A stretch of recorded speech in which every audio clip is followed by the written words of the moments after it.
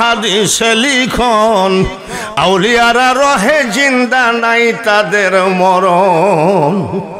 আমাকে ওলি আল্লাহদের সম্মান বলতে দিয়েছেন। ইমাম সাহেব আমাকে আগেই খবর পাঠিয়ে দিয়েছে মেসেজে। ভাইরা আমার, পর্দার আড়ালে মা বোনেরা, খুব খেয়ালের সাথে শোনা লাগবে। হযরত বাবা শাহজালাল গোর গোবিন্দর সাথে ওর 14 গোষ্ঠীকে মুসলমান বানালেন। মারহাবা খন, মনে রাখো ইমাম সাহেব, মনে রাখো মাদ্রাসার শিক্ষক সম্পর্কে আমি বদনাম করতে পারবো না। আমার নবী বলেন খায়রুকুম মান তাআল্লামাল কুরআন ওয়া আল্লামাহু, যে কোরআন শেখে অপরকে শেখায় তার থেকে ভালো মানুষ পৃথিবীতে নাই। ইমামের বদনাম করতে পারবো না, চেয়ারম্যান মেম্বারের বদনাম করতে পারবো না। তবে একটা কথা বলি, গলা ভালো হলে আন্তর্জাতিক বক্তা হওয়া যায়, কোটি কোটি টাকা কামানো যায়, কিন্তু মনে রাখো আল্লাহর ওলি হওয়া এত সহজ নয়।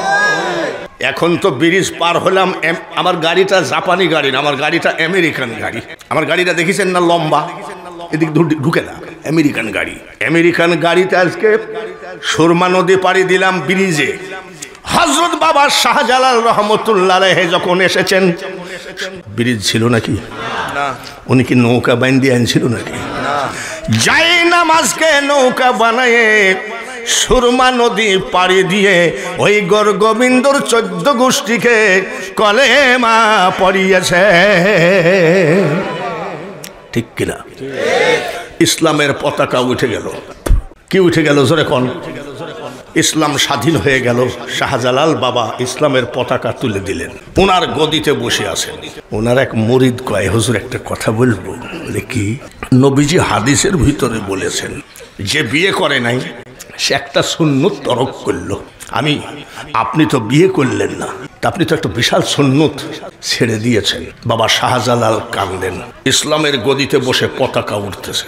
মুরিদ কয়, কোনো বেয়াদবি হলো নাকি? বাবা শাহজালাল বলেন, মুরিদ রে, ও হাদিস আমিও পড়েছি। বিয়ে করলেন না কেন? ইন্না সলাতা ওয়া নুসুকি ওয়া মাহিয়ায়া ওয়া মামাতি,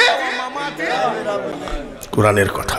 বাবা শাহজালাল বলে, মুরিদ রে, আমি শাহজালালের ইবাদত বন্দেগী, মন মানসিকতা, বিবেক বিবেচনা, শরীর বডি সব আমার মওলাকে দান করে দিয়েছি রে। আমার মওলার প্রেমের আগুনে আমি শাহজালাল আমার জীবন যৌবনকে পুড়ায় কয়লা বানাইছি। বিয়ে করে একটা মেয়েকে দেওয়ার মতো আমি শাহজালাল কিছু রাখি না।